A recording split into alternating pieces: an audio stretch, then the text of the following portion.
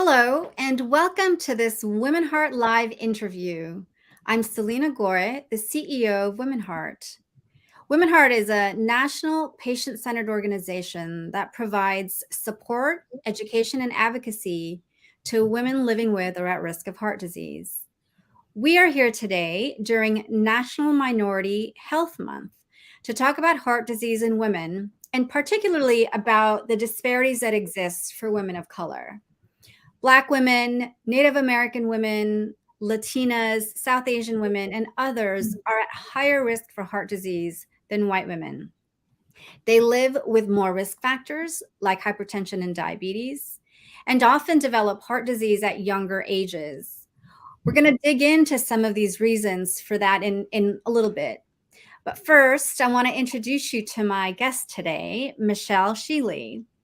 She's a WomenHeart Champion, a woman who has not only experienced heart disease, but then took the step to become a trained volunteer with WomenHeart in 2020. And I might add, 2020 was our first virtual class. Champions. And she comes to us from Oakland, California. So welcome to Michelle. Before we hear Michelle's heart story, though, before we get into your heart story, let's talk about you, and if you can tell us a little bit about yourself. Yeah, thank you so much, Selena, for having me. It's such an honor to be here and be able to educate women on heart disease. But yeah, I'm Michelle. I'm a WomenHeart Champion since 2020.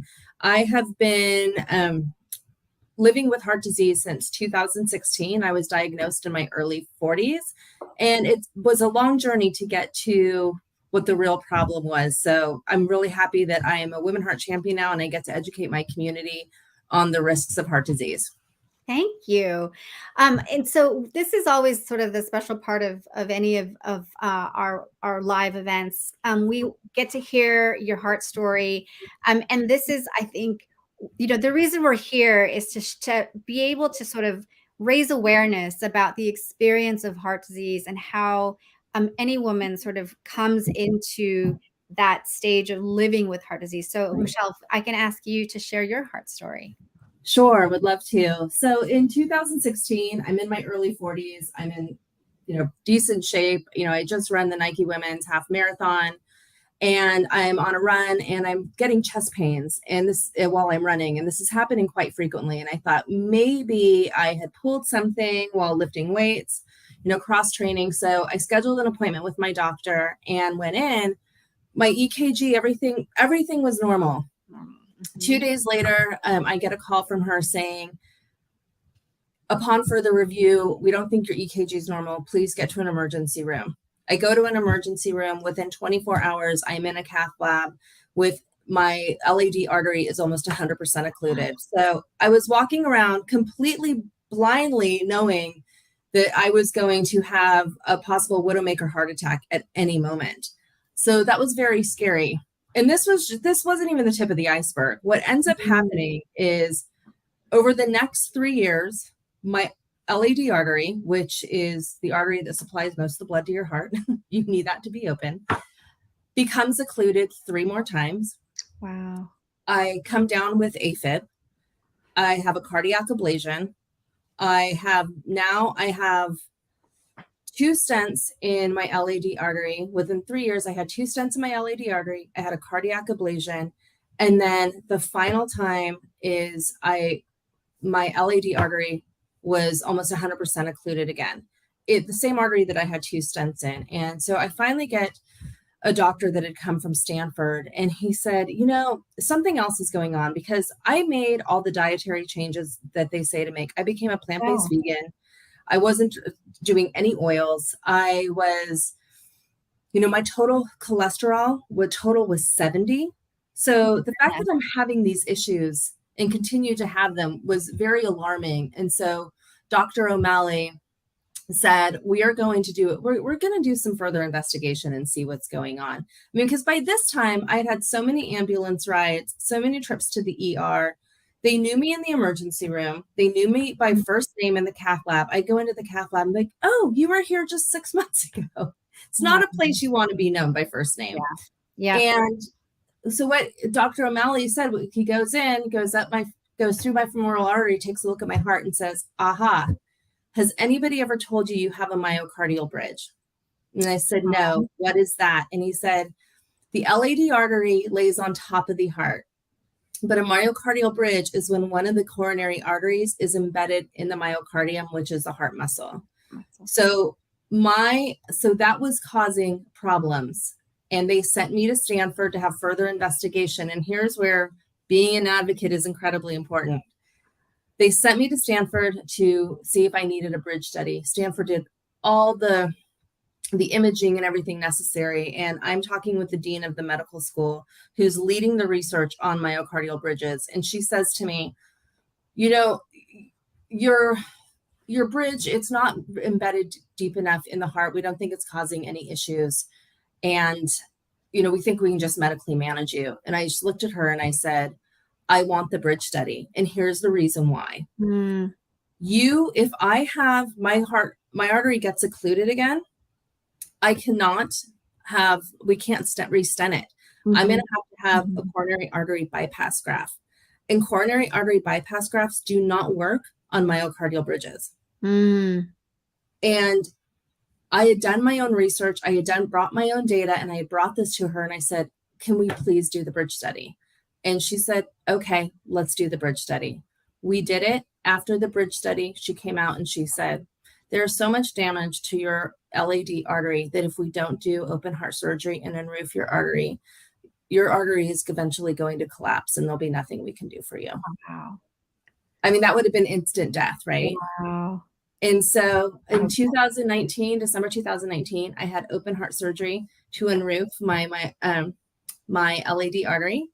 They basically filleted my heart. They cut through 3 inches of my myocardium along my heart, exposing my LAD artery. And I have been healing ever since and living with heart disease. I mean, I'm getting better. I'm healing every day. However, I still live with heart disease. I have vasospastic angina, which cause heart attack symptoms. I have those about once a month, once every 2 months. So living with heart disease is daily management. Yeah. Wow. Thank you so much for sharing that. That's a lot to take on, and it feels and it seems like in such a short period of time. So I feel there's a lot to unpack there. As I mentioned before, this is National Minority Health Month, and let's focus a little bit for a second on Latinas. And we know from survey data that for the majority of Latinas, their doctors don't necessarily talk to them about the risks of heart disease. Right. And that is, shocking given Michelle's story, but sort of given so many other stories that we've heard of diagnoses not being caught early enough, or diagnoses that have been missed, certainly in the case of Michelle. Right. Case. We also know that nearly a third of Latinas have at least one risk factor for heart disease, including 1 in 4 who have high blood pressure. And Latinas are more likely to develop heart disease younger than other women. So there's so much work sort of to be done to reduce these disparities so that Latina women sort of get the care that they need. Right. So sort of talking, given your experience, and it sounds like you're still in it, very much so. Absolutely. Once you have heart disease, you're always in it. You don't get out. This is in your present. So given your experience, what advice might you have for other women about taking care of their heart health? But it maybe specifically, if you can speak to also being your own advocate, like how do you, did you just sort of decide one day I'm going to be my own advocate, or was that a process as well? I think it was a process. What ended up, I think let me just answer this. The first question of what would I tell women to do? I would say move. I think Latinas, get out and move. You don't have to go to a treadmill lab at the cardiologist to give yourself a stress test. You can give yourself a stress test every day by getting your heart rate up. So I think that's one. And if you end up getting chest pains while you're exercising, that is the first red flag that you need to be able to call your doctor, go to an emergency room. Don't call your doctor. Actually, go to the emergency room, because the emergency room has tests to see if there is a blockage. That's the first indication that there's a blockage. It doesn't cost anything or hurt anybody to check their blood pressure once or twice a week and track it. And if you see that your blood pressure is above 130/80 on a consistent basis, call your doctor, because that's the first sign of heart disease. But I think with that, with anybody, just move. Moving is going to let you know if your heart is healthy or not. The second answer to the question is advocacy. Yeah. I wanted to find out what was going on with me. I wanted to know what the doctors were talking about, and I wanted to look. I knew that doctors, they're scientific minded and they needed data. So I decided to track and keep my own data so that I could speak their language. And it was advocacy that really saved my life. And I realized that after going through everything that I had gone through and going to the amount of doctors that I went to, some would dismiss me and be like, "Oh, that's just normal. That's just this." And I said, "No, no, no, no, no. This is not normal." And so I found that tracking my own data and keeping logs really helped me. But the advocacy, you have to be your own advocate. And being from, the Latin culture, women are culturally a little bit more submissive when it comes to authority figures, and doctors are seen as authority figures. So if what they say, we kind of take it as gospel, like, okay, this is what the doctor said. But, doctors, they're going into their educational Rolodex and what they learned in medical school and trying to diagnose you.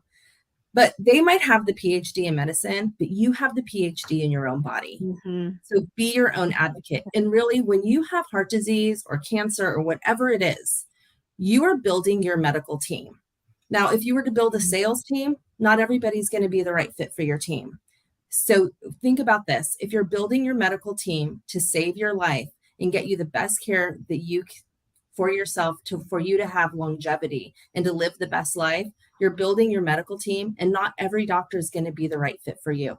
It's okay to fire people. That's right. Yeah. Michelle, before we started, you also spoke about having seen a female physician. Can you talk a little bit about your thoughts on the importance of seeing yourself in healthcare providers? I think to your point about authority figures and sort of that gender dynamic, we talk to a lot of female cardiologists. There aren't enough of them, but time and time again, we sort of hear these stories that when women, they sort of hit these roadblocks, and then when they see a female cardiologist, that really sort of changes the trajectory of their experience. So I want to know if you had some thoughts on that. Yeah, let me just be the first to say that I had fabulous cardiologists from both genders. Good. Yeah. Fabulous medical team. And my doctor, Dr. Charo, was amazing. And he finally got to a point where he said, "I don't think in my expertise that I can continue to service you from what I know how to do. And I need to get you to the women's heart specialist who can serve you better." So he didn't have ego. He just wanted me to get the best care. And so he sent me to the women's heart specialist that specializes in rare women's heart diseases, which I have. And once I went over to her, and she knew the female body, and she has worked with women and fluctuating hormones, and we were able to really medically manage me and get me on a regimen daily that is actually has been really helpful and has reduced my vasospastic angina. To where I'm not having it once a month, but we're, having it a lot less than it was. So good. So the theme of this National Minority Health Month is give your community a boost. And the idea here is that it's really an effort to promote the COVID-19 vaccine to all peoples and all communities, including the booster. So for those who received the first set of shots last year, we know that people with chronic conditions, obviously including women with heart disease, are at a much greater risk for serious consequences of COVID should they get it. And we as an organization here at WomenHeart, we've been trying our best to educate our community about the importance of getting the vaccine, not just for COVID, but for all other types of vaccine preventable illness like the flu and pneumococcal, et cetera. I'm wondering if you've sort of had thoughts or spoken about the COVID vaccine to women in your community, and if you've gotten any sense that there is hesitation, either within your community or perhaps even in yourself, about getting vaccinated, or face sort of skepticism, or doubts from folks Right. you've sort of had that conversation with them? So, I've definitely talked to people in my community, and I live in a community that's incredibly well educated and diverse, being from Oakland, California. So Yeah. people getting the vaccine didn't have as much hesitation as maybe some people in other areas. But look, up until 2016, I wasn't big on vaccinations. Mm. I didn't really get the flu vaccine. I didn't really get a lot of vaccines. And then once I came down with heart disease, I started wearing a mask on planes before it was the thing to do. Yes, I'm fully vaccinated, and I encourage other people who have health issues to get vaccinated as well. I think the booster is important. Here's the thing. We don't know how COVID's going to affect us. I had COVID, and it affected me in ways that I would not have been able to foresee. Oh, It wow. really affected me metabolically, and it affected my blood sugar levels. And I'm still having issues with my blood sugar since having COVID. So you just never know how it's going to affect you. So if you can be vaccinated to prevent, severe disease, that's very important. Yeah, that's a really good point, actually. I hadn't thought about it in those terms. I mean, I think the skepticism and hesitation around the vaccine is about, well, this treatment, this vaccine hasn't been tested long enough.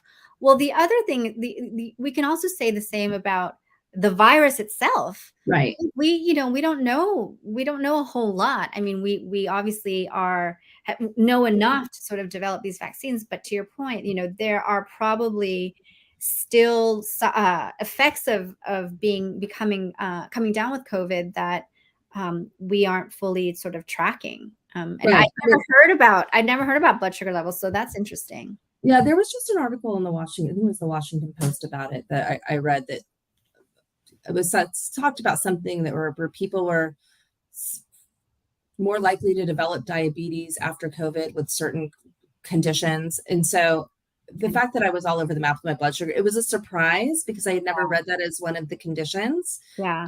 one of the side effects. So it's something that, I'm working through, but I mean, as far as the illness was concerned, I didn't have a cough. I barely had a fever. I had what felt like a cold, but it was really the blood sugar that really took me by surprise. Fascinating. Yeah. Right. I mentioned in your introduction that you're a WomenHeart Champion, and really one of the pioneers, given that your class was our first and actually only class so far of a virtual class of champions. And for us, that's really special because you're not just a volunteer, but you've gone through hours and hours of training by cardiologists and other eminent faculty from the Mayo Clinic to learn about providing peer support, about how to educate your community, and also importantly, how to tell your story, as you've done so well today. It's also important for us to think about that as we go forward, and thinking about how to reach as many women as possible. And obviously this avenue of going the virtual route allows us to do that much more effectively. Right. Through your engagement, you've met other women with heart disease and other champions. What has it meant to you to be part of WomenHeart and part of the community of Heart Sisters? Well, I love being part of WomenHeart because I'm able to serve women and serve my community. I like calling it, I'm able to teach, not preach. So WomenHeart actually gives me credibility. I wanted to have that credibility to be able to speak about and be in heart disease and be an advocate. So meeting other women that had the same issues as me was really important, but also just knowing that there's other women out there that are really caring for other women and really spreading the word. For me, being a WomenHeart Champion, I feel if I can just save one person and I can educate one person and that person educates one person, it's just going to be a chain effect. So that's really important to me. And just being able to, like I said, serve my community and give back and educate. Yeah. Try to save as many women as we can. Thank you so much, Michelle. What strikes me about your story as I'm like, rethinking it, is that you had to be pretty relentless. Yes. You know, you had to, That's a good word for me. right? You had to like not take no for an answer. Right. You had to sort of contradict doctors, right? Which is not comfortable for a lot of people. Right. Um, and yet here you are, and it sounds to me like, it's really a story about um, facing and overcoming barriers, and truly in a life or death situation. Right. And so I think, one of the things that we try to do here at Women Heart is to provide um, examples, but more than that, sort of role models in a way, so that we create a sense of what's possible. Is it, from your experience? I mean, obviously, it's been a really challenging time, but from your experience, do you see any kind of silver linings that you take from it, in terms of where you are today as opposed to where you were before all of this happened? Yes. And I think relentless is a very good word to describe me. I think my friends would be like, oh, perfect. I've been in sales for 20 years, right? I mean, it's a relentless pursuit to be Yeah. able to get to sell anything. You have to get comfortable with the uncomfortable, and you have to do things that most people, would be uncomfortable doing. And you have to be really comfortable doing it. I think the silver lining for me is I really take life with just a grain of salt now. I have my faith. And when I was laid on that table before I went under the knife for open heart surgery, I said, I will give back. I'm asking for the right to be able to live my life. I had a 6-year-old daughter at the time, and I wanted to live for her. And so anything that happens now, if I'm having a bad day or whatever curveball is thrown at me, I always say, this is life, and it's for the living. Yeah. So I can't complain about the things that are happening to me, or if I'm having a bad day, because I asked to be able to live this life, and I take all of the obstacles as a gift now. Oh, wow. That's really powerful. And I just, even despite us sort of being in this virtual world and you being on the Mhm. other side of the country, I feel so much positivity and strength from you. So I just really Thank appreciate you. spend this time with you. So thank you so much.